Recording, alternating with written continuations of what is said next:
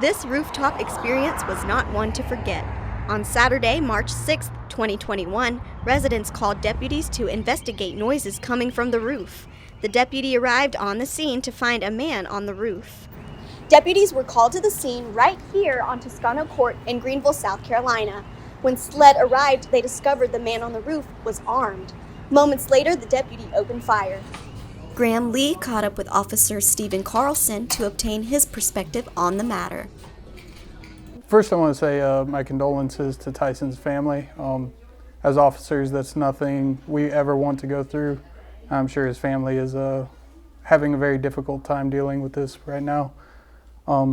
Personally, I don't always like to comment on what I would have done in other officers' shoes because we talk about an officer's reaction based on the totality of circumstances.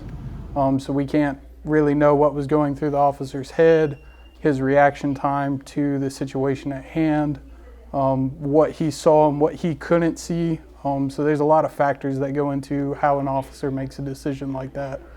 I will say that we do have a duty to react to situations like that.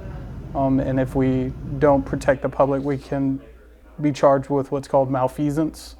And so we're sworn to protect the people in our communities. And so I'm sure the officer did what he had to do in that situation and take care of his people.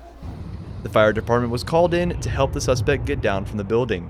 Deputies say the suspect was taken to the hospital for treatment and is in stable condition. On Tuesday, March 2nd, SLED identified the suspect as 32-year-old Tyson Devlin Moody.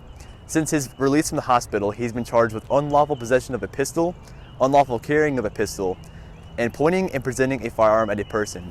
The deputy involved was not hurt and will be put on paid administrative leave while the shooting is being investigated.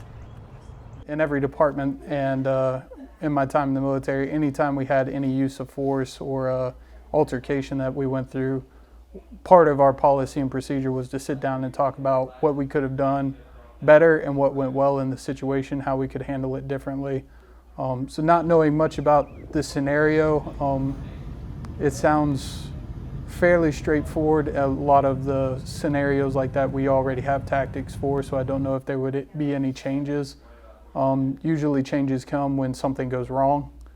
So if a civilian had been injured or in this scenario, possibly there might have been some other de-escalation tactics that they could discuss at the time, but without knowing much about the scenario, I can't really comment too much about it.